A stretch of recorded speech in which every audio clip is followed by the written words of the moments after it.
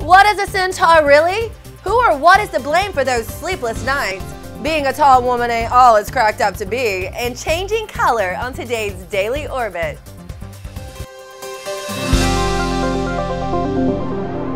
Hello and welcome to the Daily Orbit. I'm Emerald Robinson. There's a group of mysterious rocks orbiting between Jupiter and Neptune that scientists have dubbed centaurs. And up until now, they weren't really sure what they were looking at. They've been debating between comets or asteroids, hence the name centaur, for the mythological creature with a torso of a man and legs of a horse. But new observations from NASA's Wide Field Infrared Survey Explorer, or WISE, reveal most centaurs are comets. WISE allowed scientists to look at the reflection of the objects to determine the color. Most were blue, gray, and dark, telltale signs of a comet. The fact that they're comets just makes them even more mystical, don't you think? And you can also look to the sky to find the cause for your insomnia. Researchers say that your sleepless nights may have a celestial culprit. New research found that humans respond to geophysical rhythms of the moon, driven by a circa-lunar clock, even if you don't see the moon or know what phase it's in. The study found 30% lower deep sleep brain activity in sleepers during a full moon and a diminished level of melatonin, the hormone known to regulate sleep and wake cycles. And this is interesting. They said this circa-lunar rhythm could be a relic from a past in which the moon could have synchronized behaviors for reproduction and other purposes. You know, I've always said the moon makes me restless, but restless in a good way. And this next story makes me a little restless considering I'm almost 5'10". Researchers say taller postmenopausal women are at a greater risk of developing many types of cancer, from cancers of the breast and colon to myeloma and melanoma.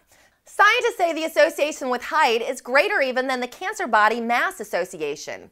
They said since cancer is a disease of growth, it makes sense that other growth factors that influence height may influence the cancer risk. For every 3.94-inch increase in height, there was a 13% increase in the risk of developing cancer. Guess it's not so great to be a tall, beautiful supermodel after all. Oh no, still kind of looks like it. And here's another disturbing story. Which would you rather have, berries or bugs? So some of you may have said bugs, but I'm pretty sure most everyone chose berries. Well, when it comes to Dannon yogurt, you don't have a choice. The company uses carmine or cochineal extract to give boysenberry, cherry, raspberry, and strawberry yogurts their red or pink color. And that's literally not kosher. It makes the yogurt unacceptable for vegetarians and kosher Jews. A watchdog group is using an online petition at takepart.com to urge the company to start using real berries instead of bugs, even though the FDA has approved carmine as an additive. But the company is not alone. Last year, Starbucks got heat for its use of cochineal extract in some of its strawberry drinks, but the company quickly switched to a plant-based coloring additive.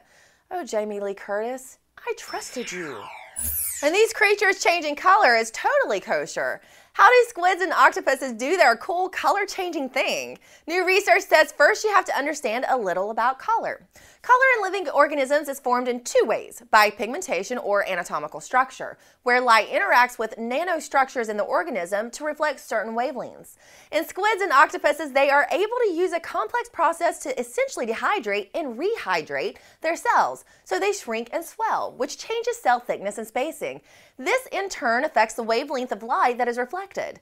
These organisms can change color over the entire visible spectrum so they can blend into their environment and hide from predators. Complicated, I know, but hey, changing colors ain't easy. And that's all for the Daily Orbit. Have a great weekend, Orbiters.